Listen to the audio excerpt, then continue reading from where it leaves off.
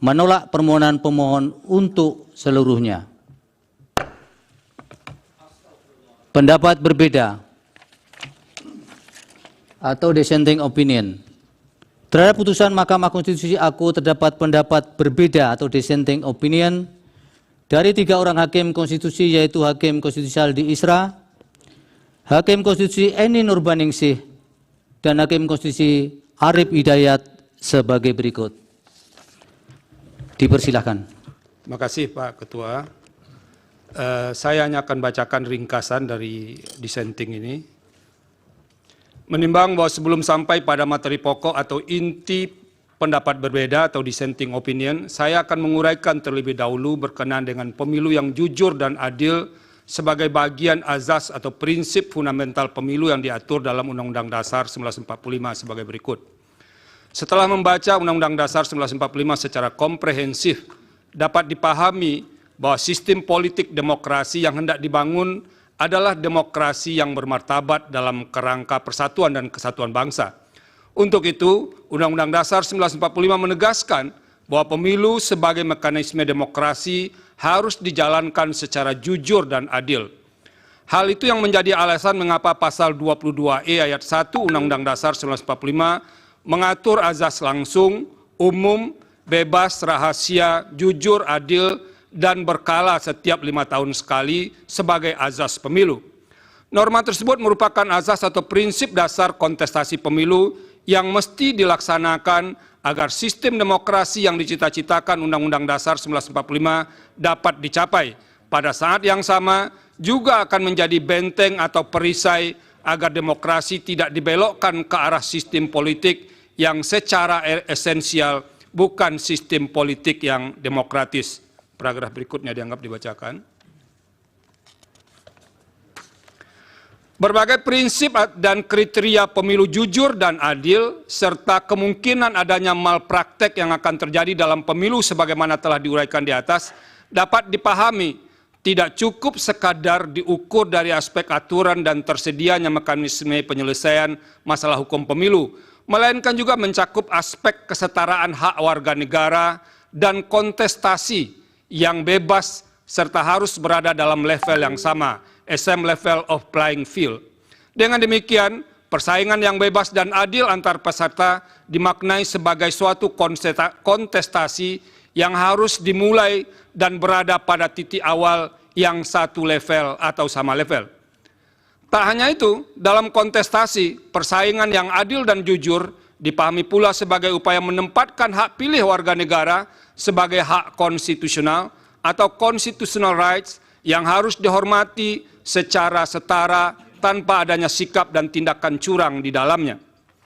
Berdasarkan kerangka teori sebagaimana diulas di atas, maka konsep pemilu jujur dan adil yang dikehendaki Undang-Undang Dasar 1945 dapat dibagi menjadi 2, yaitu pemilu jujur dan adil secara prosedural, serta pemilu jujur dan adil secara substansial.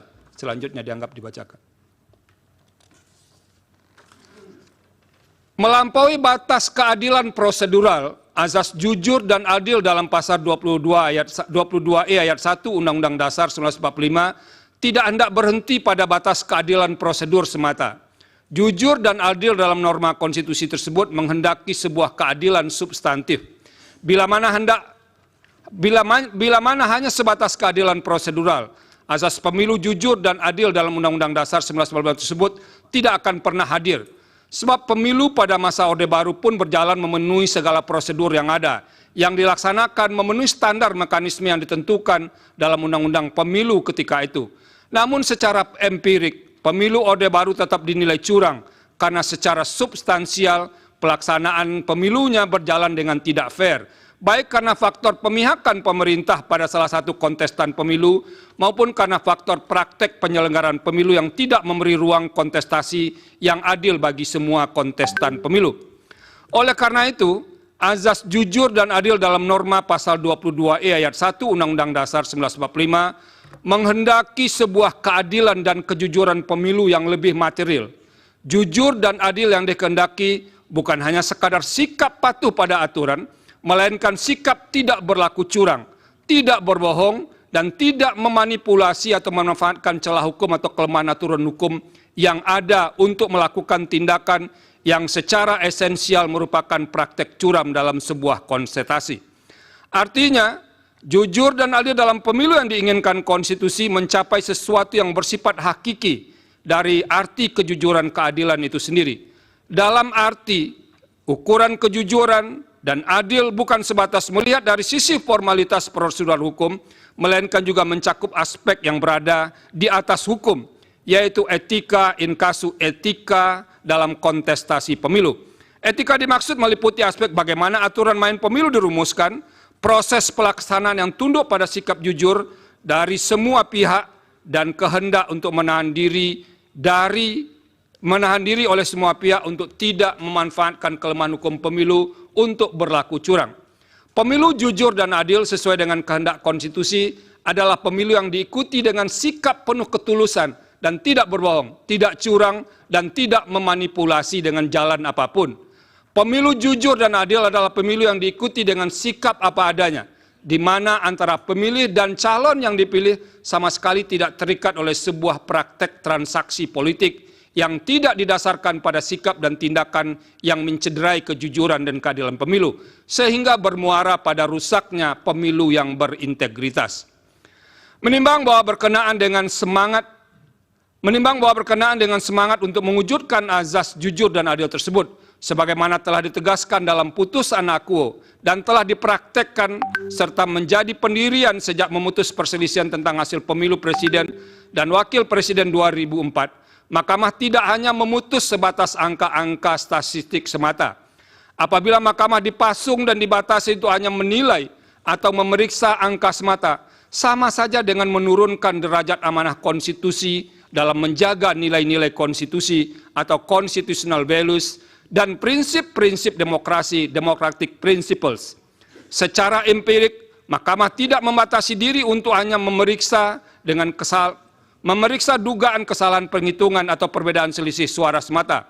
Dalam hal ini, untuk mewujudkan roh pasal 24 ayat 1 Undang-Undang Dasar 1945, dalam menyelenggarakan peradilan guna menegakkan hukum dan keadilan, Mahkamah tidak memasung dirinya dengan tafsir sempit, hanya sebatas angka.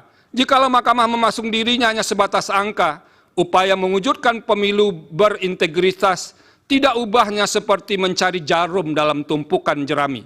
Oleh karena itu, perdebatan perihal apakah Mahkamah hanya berwenang untuk memeriksa perselisihan angka saja harus diakhiri. Sebagai peradilan konstitusi, Mahkamah akan terus dan harus terus berfokus pada memeriksa berbagai persoalan yang dapat memengaruhi hasil pemilu. Selain itu, saya menyadari konstrain waktu dalam proses pembuktian dalam persidangan perselisihan hasil pemilu presiden dan wakil presiden sangat terbatas dan relatif sangat singkat. Oleh karena itu, sebagai seorang hakim saya memandang bahwa karakteristik pembuktian tersebut harus ditempatkan dalam kerangka untuk memberikan atau menumbuhkan keyakinan hakim dengan menggunakan standar yang tidak mungkin disamakan dengan pembuktian material yang ketat menggunakan prinsip beyond a reasonable doubt. Namun demikian, hakim tidak boleh memutus tanpa adanya dasar bukti sama sekali. Akan tetapi seorang hakim konstitusi dapat memutus sepanjang bukti yang ada dan fakta yang diperoleh dalam persidangan masih relevan serta menambah keyakinan pada diri hakim dalam menjalankan fungsi peradilan konstitusi sebagai amanat pasal 24C ayat 1 Undang-Undang Dasar 1945. Menimbang bahwa sekalipun tidak tunduk pada persoalan angka semata, dalam putusan aku, Mahkamah telah menyatakan permohonan pemohon tidak beralasan menurut hukum untuk seluruhnya. Terhadap pertimbangan hukum Mahkamah dalam menanggapi dalil-dalil pemohon, pada pokoknya saya memiliki posisi hukum serupa pada sebagian isu tersebut, terkecuali untuk beberapa persoalan yang menjadi tumpuan perhatian saya, termasuk sebagian argumentasi dalam permohonan.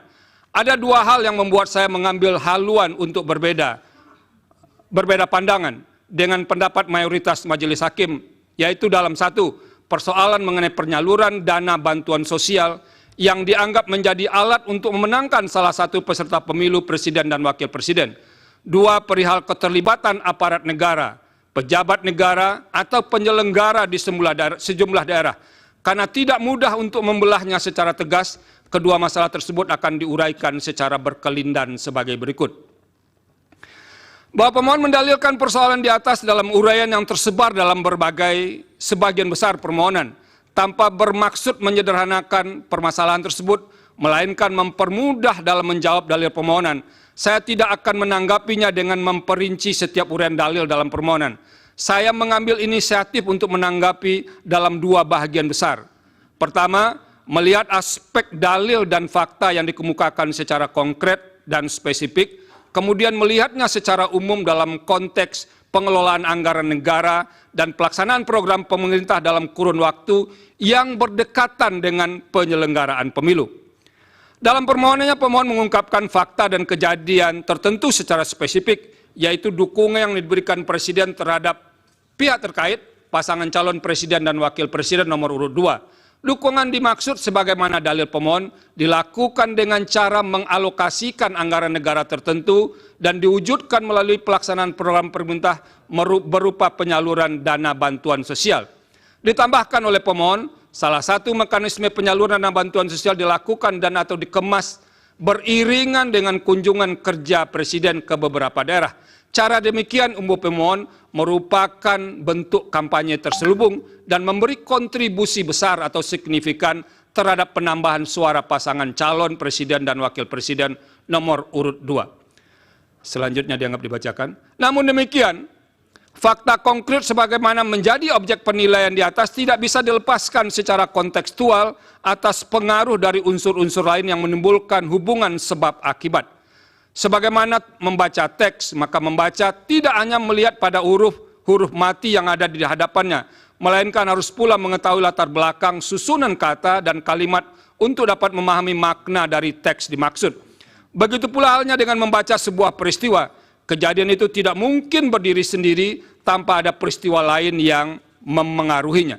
Oleh karena itu, saya akan menilai dalil yang diutarakan pemohon mengenai penyaluran dana bantuan sosial yang dikaitkan dengan pengaruhnya bagi penambahan suara pasangan calon yang mendapat dukungan Presiden secara kontekstual. Hal ini pun sejatinya yang menjadi pertimbangan mahkamah secara umum dengan mengambil inisiatif untuk memanggil dan meminta keterangan beberapa menteri dalam persidangan. Saya percaya mahkamah pun ingin menggali lebih dalam terhadap dalil-dalil dan fakta yang diungkapkan oleh pemohon dan memeriksa silang dalil tersebut kepada pihak yang berwenang berkenaan dengan penyaluran dana bantuan sosial dikaitkan dengan unsur-unsur lain yang menimbulkan relasi sebab akibat. Ada beberapa hal penting yang menjadi pertimbangan saya terkait dengan isu penggunaan bantuan sosial untuk menilainya dalam konteks yang lebih umum, yaitu mengenai hakikat keuangan negara atau anggaran negara dan tugas pemerintahan serta pelaksanaan program pemerintah yang diimplementasikan berhimpitan dengan waktu penyelenggaraan pemilu, inkasu tahap kampanye dan pemungutan suara. Yang menjadi persoalan besar dalam kaitan antara penggunaan uang dalam pemilu adalah berkenaan dengan sumber dana tersebut. Jikalau uang yang digunakan peserta pemilu bersumber dari keuangan publik atau anggaran negara, maka derajat persoalan yang harus dihadapi akan bertambah berkali lipat. Sebab penggunaan keuangan negara yang tidak sesuai dan dapat diartikan sebagai penyalahgunaan kekuasaan. Padahal secara konstitusional, hakikat keuangan negara harus dipergunakan bagi kepentingan umum yang sebesar-besarnya kemakmuran rakyat. Pasal 23 ayat 1 Undang-Undang Dasar 1945. Tanpa boleh ditunggangi untuk kepentingan yang bersifat pribadi maupun segelintir kelompok. Selanjutnya dianggap dibacakan. Dalam konteks penyelenggaraan pemilu presiden dan wakil presiden tahun 2024, program pemerintah tidak sepenuhnya dapat dilekatkan dengan aspek teoritis dalam konsep political budget cycle, sebab tidak terdapat petahana dalam pemilihan presiden dan wakil presiden. Presiden yang saat ini memegang jabatan tidak menjadi peserta pemilu, meskipun sebagai pribadi orang yang sedang memegang jabatan tersebut tetap memiliki hak untuk memberikan dukungan politiknya kepada salah satu pasangan calon peserta pemilihan. Konsekuensinya, ia juga diberi dan memiliki kesempatan untuk melakukan kampanye dalam rangka mempengaruhi pemilih untuk memberikan suaranya kepada pasangan calon yang didukungnya. Akan tetapi, dukungan tersebut semestinya adalah dalam kapasitasnya sebagai pribadi, dan bukan sebagai pemegang kekuasaan pemerintah yang masih harus menyelesaikan program-program pemerintahannya. Pada titik inilah kemudian yang menjadi sulit untuk menilai tindakan seorang presiden sebelum dan selama penyelenggaraan pemilu. Dalam hal ini, orang yang memegang jabatan tertinggi di jajaran pemerintahan tersebut dapat saja berdalih bahwa percepatan program yang dilakukannya adalah dalam rangka menyelesaikan program pemerintahan yang akan habis masa jabatannya. Namun program dimaksud pun dapat digunakan sebagai kamuflase dan dimanfaatkan sekaligus sebagai piranti dalam memberikan dukungan atas pasangan calon peserta pemilihan presiden dan wakil presiden. Dalam upaya menilai dan memutus persoalan ini, dengan memeriksa secara saksama bukti-bukti yang disampaikan oleh para pihak dalam persidangan, ditambah dengan keterangan yang disampaikan oleh para menteri, fakta persidangan menunjukkan bahwa aturan prosedural pengelolaan anggaran negara telah dilalui secara patut dan layak sehingga dalam proses dan tata kelola tidak mengindikasikan ada kesalahan administrasi. Namun demikian, tugas utama seorang hakim adalah memutus perkara yang diajukan kepadanya, ke hadapannya secara adil. Selain itu, hakim harus menemukan kebenaran sesuai dengan fakta dan didukung oleh bukti yang meyakinkan. Dalam menjalankan kewenangan untuk memutus perselisihan hasil pemilu presiden dan wakil presiden, pemeriksaan persidangan yang dilakukan mahkamah didominasi oleh karakteristik untuk melakukan penilaian terhadap fakta atau judek faksi. Terlebih apabila dalam dalil-dalil yang diajukan pemohon mengemukakan argumentasi atas terjadinya pelanggaran pada aturan pemilu, fakta tersebut pun sedapat mungkin diukur berdasarkan norma dalam aturan hukum pemilu. Saya meyakini bahwa tidak ada hukum, saya meyakini bahwa tidak ada aturan hukum yang sempurna, terlebih sempurna, kecuali hukum yang dibuat oleh Yang Maha Kuasa. Aturan hukum yang disebut amat lengkap dan mengatur secara rinci setiap tindakan manusia hanyalah klaim dari pembentuknya semata. Senantiasa akan ada dan ditemukan celah aturan hukum dan kemudian dapat dimanfaatkan untuk memenuhi kepentingan pribadi dan terlindung dari ancaman pelanggaran norma hukum.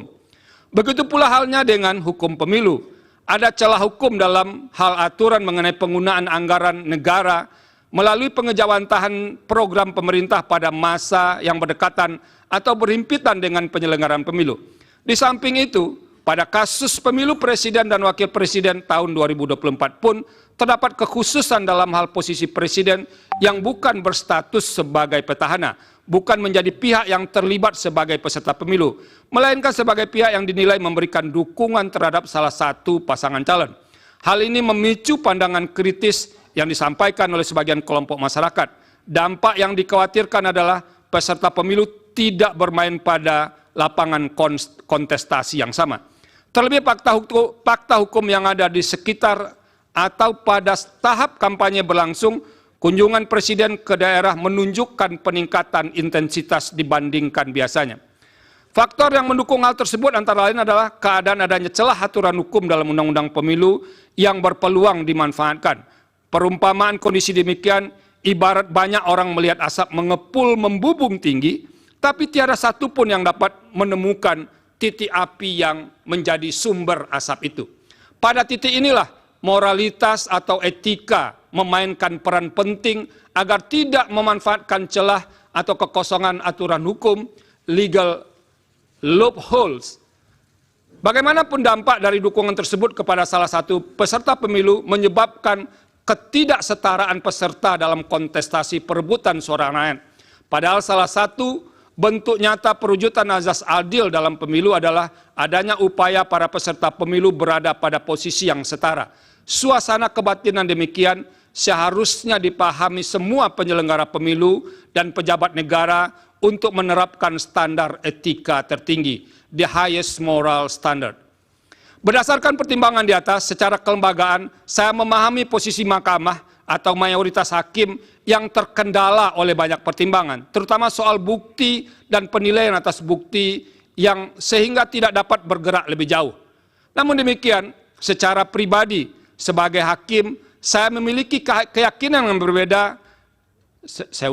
Namun demikian, secara pribadi, sebagai hakim, saya memiliki keyakinan yang berbeda dengan sebagian hakim yang lain. Dalam hal ini, terdapat fakta persidangan perihal pemberian atau penyaluran bansos atau sebutan lainnya yang lebih masif dibagikan pada rentang waktu yang berdekatan atau berhimpitan dengan pemilu. Praktek demikian merupakan salah satu pola yang jamak terjadi untuk mendapatkan keuntungan dalam pemilu yang disebut dengan electoral incentive. Keterlibatan beberapa menteri aktif yang menjadi tim kampanye dalam membagi bansos terasosiasi dengan jabatan presiden secara langsung maupun tidak langsung sebagai pemberi bansos memunculkan atau setidaknya berpotensi atas adanya konflik kepentingan dengan pasangan calon. Sementara itu merujuk fakta yang terungkap dalam proses persidangan. Menteri yang terkait langsung dengan tugas tersebut, inkasu Menteri Sosial, yang seharusnya memiliki tanggung jawab terhadap pemberian bansos, menyampaikan keterangan bahwa tidak pernah terlibat dan atau dilibatkan dalam pemberian atau penyaluran bansos secara langsung di lapangan. Selain itu diperoleh pula fakta dalam persidangan bahwa terdapat sejumlah menteri aktif yang membagikan bansos kepada masyarakat, terutama selama periode kampanye.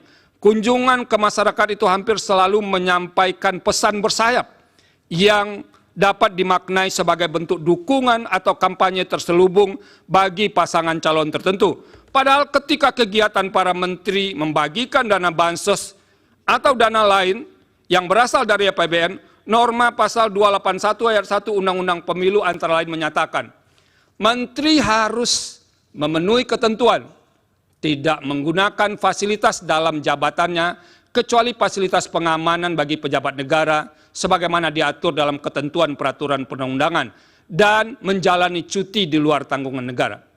Berdasarkan pertimbangan hukum dan fakta tersebut, pembagian bansos atau nama lainnya untuk kepentingan elektoral menjadi tidak mungkin untuk dinafikan sama sekali. Oleh karena itu, saya mengemban kewajiban moral atau moral obligation untuk mengingatkan guna mengantisipasi dan mencegah terjadinya pengulangan atas keadaan serupa dalam setiap kontestasi pemilu. Terlebih dalam waktu dekat yang hanya berselang berbilang bulan dan akan dilaksanakan pemilihan kepala daerah dan wakil kepala daerah serentak secara nasional. Penggunaan anggaran negara atau daerah oleh petahana, pejabat negara, atau oleh kepala daerah demi memenangkan salah satu peserta pemilihan yang didukungnya dapat dimanfaatkan sebagai celah hukum dan dapat ditiru menjadi bahagian dari strategi pemilihan. Dengan menyatakan dalil akuo terbukti, maka akan menjadi pesan jelas dan efek kejut, deterrent efek kepada semua calon kontestan dalam pemilihan kepala daerah dan wakil kepala daerah bulan November 2024 yang akan datang untuk tidak melakukan hal serupa. Dengan demikian, saya berkeyakinan bahwa dalil pemohon terkait dengan politisasi bansos beralasan menurut hukum. Bahwa dalam kaitan dengan dalil di atas, pemohon mengemukakan beragam tindakan yang dilakukan oleh aparat atau penyelenggara negara disertai dengan alat bukti untuk mendukung argumentasinya. Dalam persidangan, termohon telah menyampaikan sanggahan terhadap beberapa dalil yang disampaikan pemohon, dan Bawaslu serta pihak terkait pun telah memberikan keterangan serta bantahan ihwal dalil akuo. Salah satu posisi atau jabatan pemerintah yang kerap muncul dalam fakta persidangan adalah persoalan netralitas penjabat atau PJ kepala daerah dalam proses pemilu. Sebagaimana kita pahami, PJ kepala daerah yang terdapat di sekitar PJ kepala daerah yang terdapat di sekitar tahapan pemilu 2024, ini tolong diperbaiki 2024, termasuk pemilu presiden dan wakil presiden merupakan konsekuensi masa transisi menuju penyelenggaraan pemilihan kepala daerah dan wakil kepala daerah serentak pada bulan November 2024. Sebagai PJ kepala daerah, mereka bukan berasal dari hasil pemilu, tapi ditunjuk oleh pejabat yang berwenang, inkasu Menteri Dalam Negeri atau Presiden. Secara normatif, eksistensi PJ kepala daerah didasarkan pada norma 201 ayat 9, ayat 10, dan ayat 11 Undang-Undang 10 2016. Artinya, pengisian PJ kepala daerah telah direncanakan dan diatur jauh sebelum penyelenggaraan pemilu 2024. Selain berkenaan dengan PJ kepala daerah, kepala desa termasuk salah satu aparatur negara yang kerap didalilkan pemohon, khususnya terkait dengan netralitas aparatur penyelenggara. Ikhwal hal tersebut didasarkan pada fakta di persidangan, terdapat banyak laporan kepada pengawas pemilu terkait dengan netralitas PJ kepala daerah, karena dinilai memihak kepada salah satu pasangan calon. Selain itu, pengerahan kepala desa pun menjadi fakta yang dilaporkan dan juga muncul di persidangan. Setelah membaca keterangan Bawaslu dan fakta yang terungkap di persidangan, serta mencermati alat bukti para pihak secara saksama, saya menemukan bahwa terdapat masalah netralitas PJ kepala daerah dan pengerahan kepala desa yang terjadi, antara lain di Sumatera Utara, Jakarta, Banten, Jawa Tengah, Kalimantan Barat, dan Sulawesi Selatan. Adapun bentuk ketidaknetralan PJ kepala daerah diantaranya berupa penggerakan ASN, pengalokasian sebagian dana desa sebagai dana kampanye, ajakan terbuka untuk memilih pasangan calon yang memiliki komitmen untuk melanjutkan IKN, pembagian bantuan sosial atau bantuan lainnya kepada para pemilih dengan menggunakan kantong yang identik dengan identitas pasangan calon tertentu, penyelenggaraan kegiatan massal dengan menggunakan baju dan kostum yang menonjolkan keberpihakan kepada pasangan calon tertentu, pemasangan alat peraga kampanye di kantor-kantor pemerintah daerah, serta ajakan untuk memilih pasangan calon di media sosial dan gedung milik pemerintah. Selain soal netralitas PJ kepala daerah, terungkap juga sebagai fakta di persidangan adanya pengerahan atau mobilisasi kepala desa antara lain seperti di Jakarta dan di Jawa Tengah. Berbagai bentuk ketidaknetralan tersebut telah dilaporkan kepada Bawaslu dan sebagiannya terbukti. Terhadap laporan yang terbukti tersebut, Bawaslu telah merekomendasikan kepada instansi terkait seperti Komisi Aparatur Sipil Negara untuk menindaklanjuti karena terbukti melanggar peraturan perundang-undangan lainnya. Berkaitan dengan ketidaknetralan tersebut, KSN pernah merilis hasil survei pada Desember 2023 yang menunjukkan bahwa sebagian PJ kepala daerah dinilai belum optimal dalam pengawalan netralitas ASN. Salah satu penyebab utamanya adalah intervensi politik sehingga membuat ASN melanggar netralitas. Sementara itu sebagian laporan yang disampaikan kepada Bawaslu dinilai tidak terbukti karena tidak memenuhi syarat formil atau material. Namun Bawaslu tidak memberitahu kekurang lengkapan syarat dimaksud. Hal demikian sebenarnya dapat dipandang sebagai cara Bawaslu menghindar untuk memeriksa substansi laporan yang berkenaan dengan pelanggaran pemilu. Meskipun demikian, saya berkeyakinan bahwa telah terjadi ketidaknetralan sebagian PJ kepala daerah, termasuk perangkat daerah yang menyebabkan pemilu tidak berlangsung secara jujur dan adil. Semua ini bermuara pada tidak terselenggaranya pemilu yang berintegritas. Dengan demikian, dalil pemohon aku beralasan menurut hukum. Menimbang bahwa berdasarkan seluruh pertimbangan hukum di atas, dalil pemohon sepanjang berkenaan dengan politisasi bansos dan mobilisasi aparat atau aparatur negara, penyelenggara negara adalah beralasan menurut hukum. Oleh karena itu, demi menjaga integritas penyelenggaraan pemilu yang jujur dan adil, maka seharusnya Mahkamah memerintahkan untuk melakukan pemungutan suara ulang di beberapa daerah sebagaimana yang disebut dalam pertimbangan hukum di atas. Terima kasih. Yang Mulia, Prof. Eni. Terima kasih.